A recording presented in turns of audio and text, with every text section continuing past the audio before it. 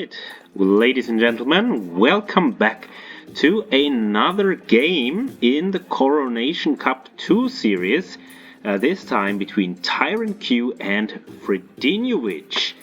And we have not seen this matchup in a long time, as TyrantQ has been absent from the tournament scene for a very long time. So he did not participate in Couch Cup 2, unfortunately, which was kind of a letdown, and he missed all of the crazy action and quick tips, but that is his loss. But finally he's back and he is playing against Fredi, maybe the player that has improved the most over the past year. So whereas in the first Coronation Cup, TyrantQ was able to defeat Fredi, if I recall correctly. If not, then please leave a comment down there. But in the last Coronation Cup, TyrantQ was able to defeat Fredi, and now Fredi has improved a lot, whereas TyrantQ probably has not played at all for almost a year. So we expect the tables to have turned, and for Fredi to be able to defeat TyrantQ. Now TyrantQ, even though he might be rusty, he still knows what to do. So we have the dock already placed over here. And already he is collecting shorefish with the villager.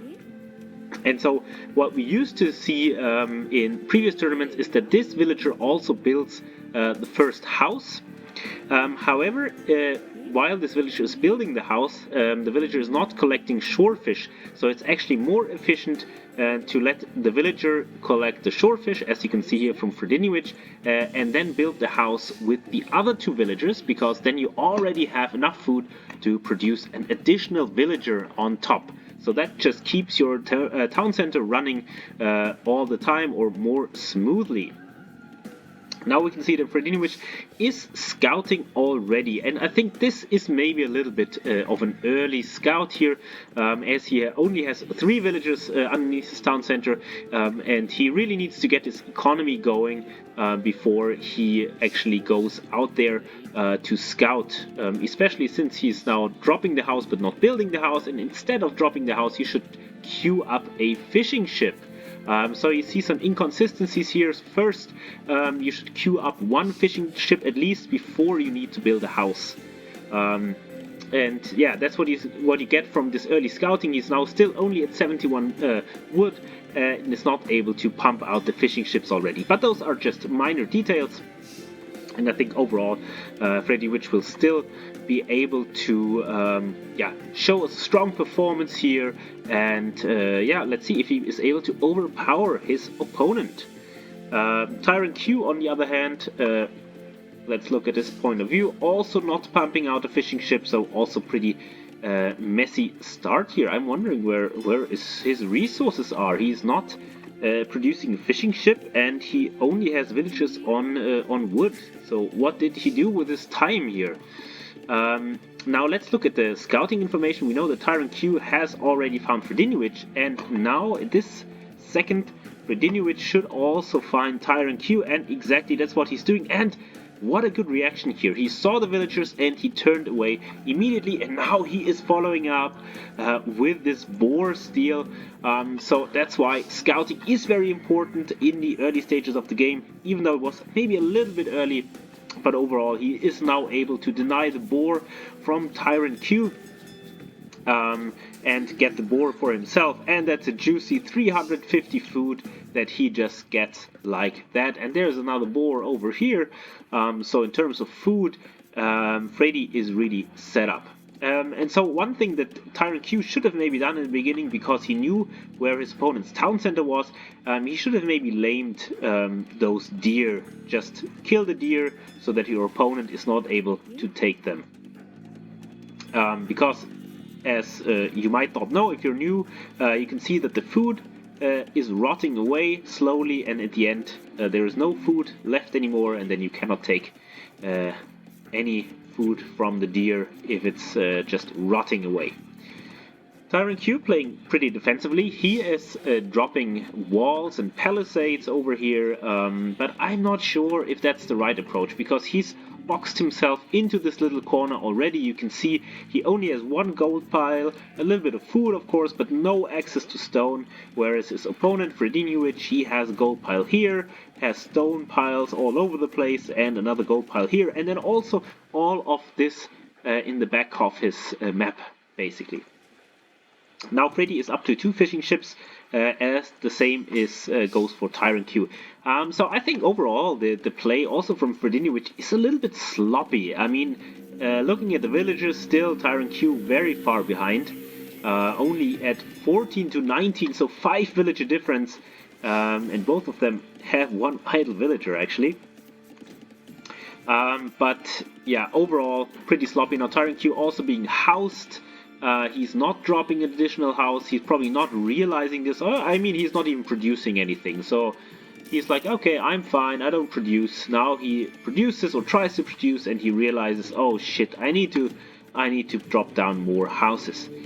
He continues his great wall, walling off also this corner, but this is already pretty far away from the villages in the town center. So it's might be quite easy to break in, especially since this wall is also reachable from the shoreline, and if Fredi decides to pump out some fire galleys, he is able to, or would be able to, break down the palisades as well.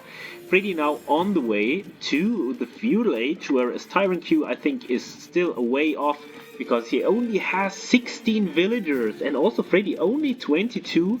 I mean, in this situation it might be good to go up early, but I didn't run the numbers, but I would think that you could have like 25 villagers at least 2 more fishing ships. I would say would be possible with a better start, better resource distribution in the beginning.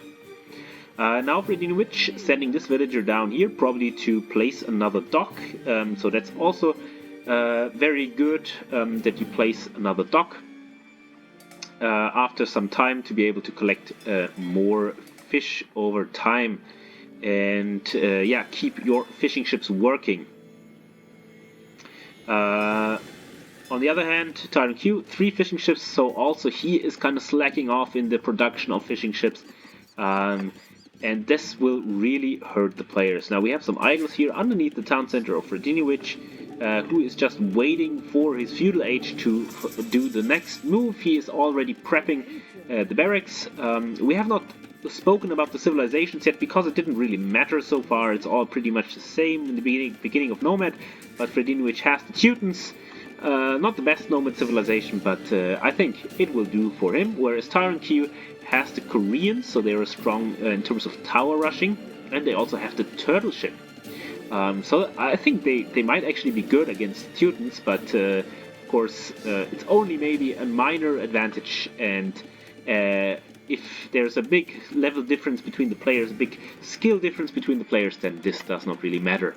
Now Fredi going for a stable, and looking at his resources, I think he will add some scouts, which can be very strong on Nomad, to hit your opponent early and also explore the map.